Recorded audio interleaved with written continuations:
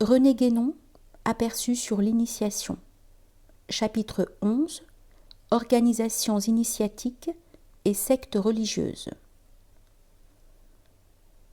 L'étude des organisations initiatiques est, disions-nous plus haut, chose particulièrement complexe. Et il faut ajouter qu'elle est encore compliquée par les erreurs que l'on commet trop souvent à ce sujet, et qui impliquent généralement une méconnaissance plus ou moins complète de leur véritable nature. Parmi ces erreurs, il convient de signaler en premier lieu celle qui fait appliquer le terme de secte à de telles organisations, car il y a là beaucoup plus qu'une simple impropriété de langage.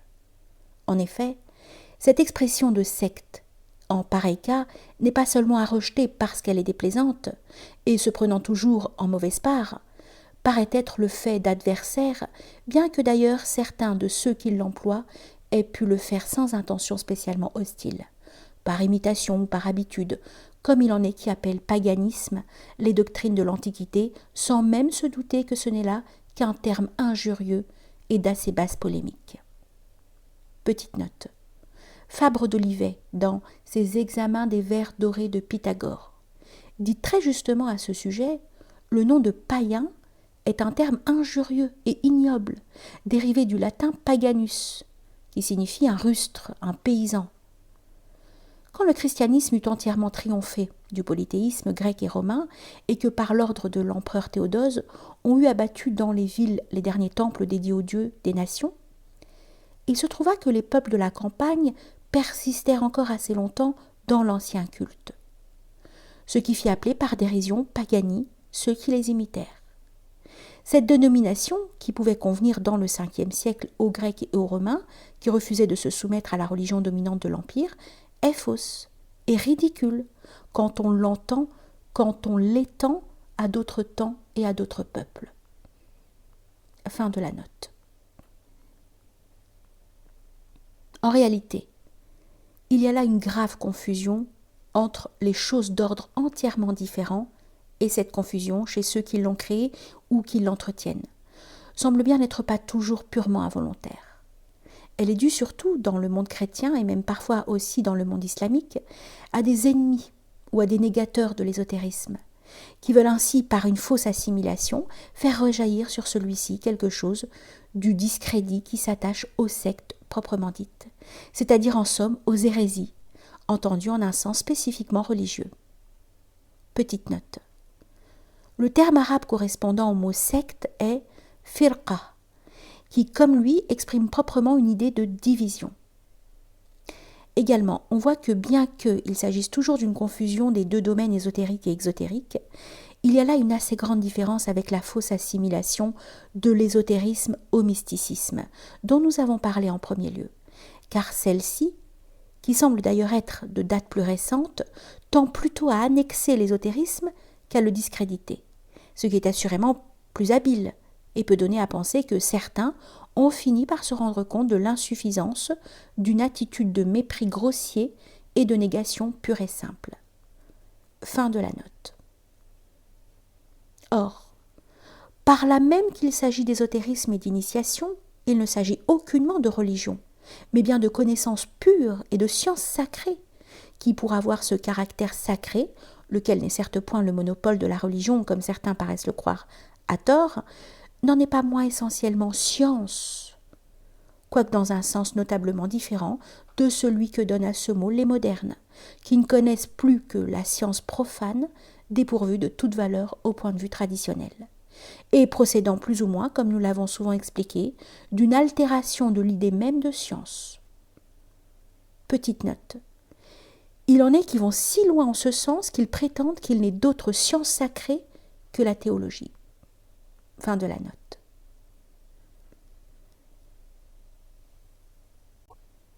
Sans doute, et c'est là ce qui rend possible la confusion dont il s'agit, cet ésotérisme a plus de rapport, et d'une façon plus directe, avec la religion qu'avec toute autre chose extérieure, ne serait-ce qu'en raison du caractère proprement traditionnel qui leur est commun.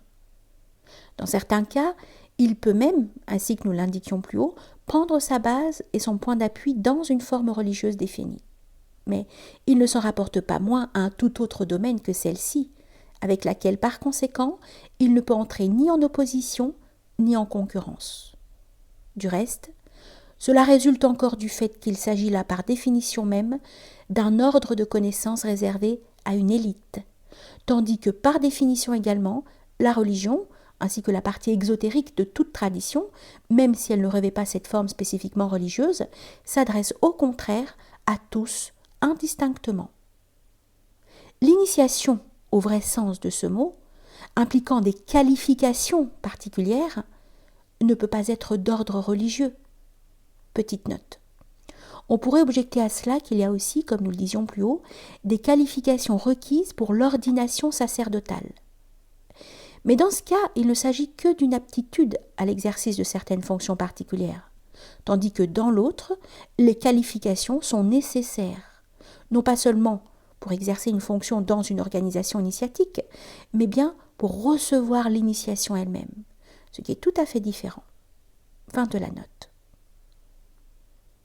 D'ailleurs, sans même examiner le fond des choses, la supposition qu'une organisation initiatique pourrait faire concurrence à une organisation religieuse est véritablement absurde, car du fait même de son caractère fermé et de son recrutement restreint, elle serait par trop désavantagée à cet égard. Mais là n'est ni son rôle ni son but. Petite note. L'organisation initiatique comme telle, par contre, a tout avantage à maintenir son recrutement aussi restreint que possible, car dans cet ordre, une trop grande extension est assez généralement une des causes premières d'une certaine dégénérescence, ainsi que nous l'expliquerons plus loin. Fin de la note. Nous ferons remarquer ensuite que qui dit secte dit nécessairement par l'étymologie même du mot scission ou division. Effectivement, les sectes sont bien des divisions engendrées au sein d'une religion par des divergences plus ou moins profondes entre ses membres.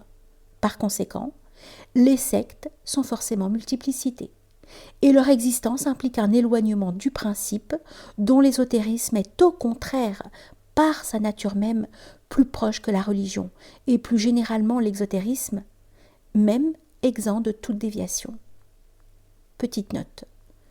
Ceci montre la fausseté radicale des conceptions de ceux qui, comme cela se rencontre fréquemment, surtout parmi les écrivains anti-maçonniques, parlent de la secte au singulier et avec une majuscule, comme d'une sorte d'entité en laquelle leur imagination incarne tout ce à quoi ils ont voué quelque haine. Le fait que les mots arrivent ainsi à perdre complètement leur sens légitime est d'ailleurs, redisons-le encore à ce propos, une des caractéristiques du désordre mental de notre époque. Fin de la note. C'est en effet par l'ésotérisme que s'unifient toutes les doctrines traditionnelles, au-delà des différences, d'ailleurs nécessaires dans leur ordre propre, de leurs formes extérieures.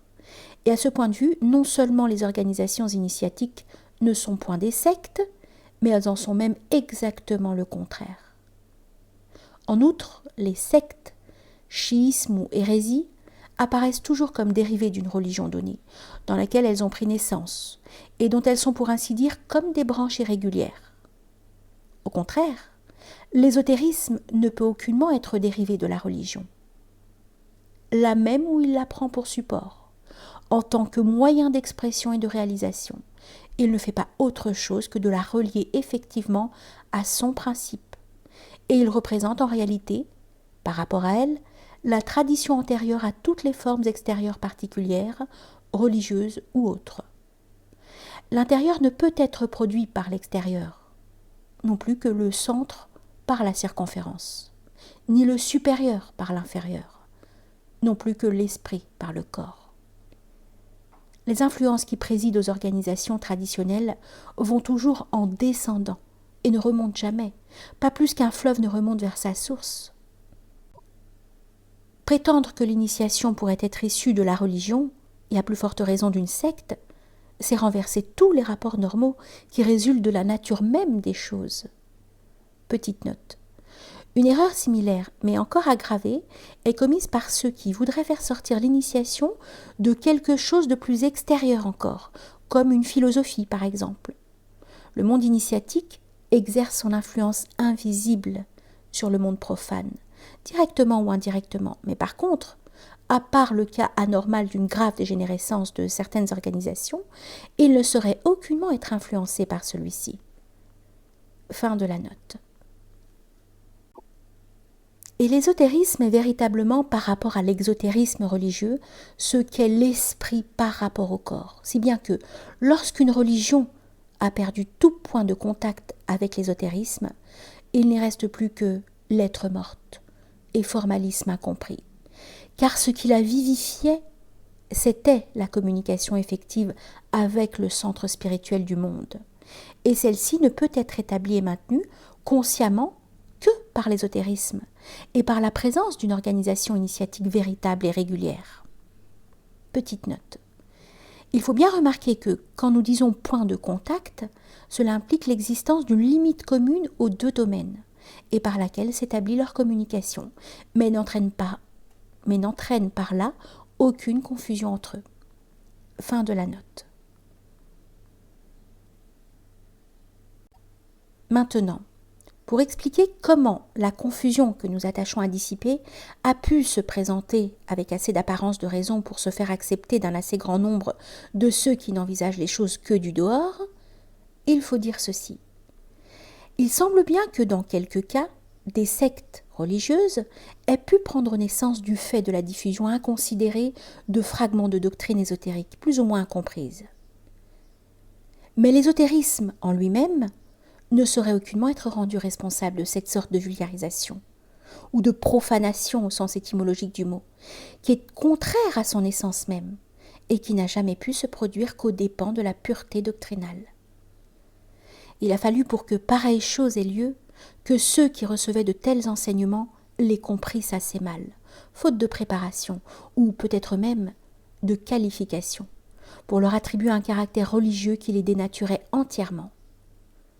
Et l'erreur ne vient-elle pas toujours en définitive d'une incompréhension ou d'une déformation de la vérité ? Tel fut probablement, pour prendre un exemple dans l'histoire du Moyen-Âge, le cas des Albigeois. Mais si ceux-ci furent hérétiques, Dante et les fidèles d'amour, qui se tenaient sur le terrain strictement initiatique, ne l'étaient point. Et cet exemple peut encore aider à faire comprendre la différence capitale qui existe entre les sectes et les organisations initiatiques. Ajoutons que si certaines sectes ont pu naître ainsi d'une déviation de l'enseignement initiatique, cela même suppose évidemment la préexistence de celui-ci et son indépendance à l'égard des sectes en question. Historiquement, aussi bien que logiquement, l'opinion contraire apparaît comme parfaitement insoutenable. Une question resterait encore à examiner. Comment et pourquoi a-t-il pu se produire parfois de telles déviations ? Cela risquerait de nous entraîner fort loin, car il va de soi qu'il faudrait, pour y répondre complètement, examiner de près chaque cas particulier. Ce qu'on peut dire d'une façon générale, c'est que tout d'abord, au point de vue le plus extérieur, il semble à peu près impossible, quelque précaution que l'on prenne, d'empêcher complètement toute divulgation. Et si les divulgations ne sont en tout cas que partielles et fragmentaires, car elles ne peuvent en somme porter que sur ce qui est relativement le plus accessible, les déformations qui s'ensuivent n'en sont que plus accentuées. À un autre point de vue plus profond, on pourrait peut-être dire aussi qu'il faut que de telles choses aient lieu dans certaines circonstances, comme moyen d'une action devant s'exercer sur la marche des événements. Les sectes ont aussi leur rôle à jouer dans l'histoire de l'humanité, même si ce n'est qu'un rôle inférieur. Et il ne faut pas oublier que tout désordre apparent n'est en réalité qu'un élément de l'ordre total du monde. Les querelles du monde extérieur perdent d'ailleurs assurément beaucoup de leur importance quand on les envisage d'un point où sont conciliées toutes les oppositions qui les suscitent. Ce qui est le cas dès qu'on se place au point de vue strictement ésotérique et initiatique. Mais précisément pour cela, ce ne saurait être en aucune façon le rôle des organisations initiatiques de se mêler à ces querelles, ou comme on dit communément, d'y prendre parti. Tandis que les sectes, au contraire, s'y trouvent engagées inévitablement par leur propre nature, et que là est peut-être même au fond ce qui fait toute leur raison d'être.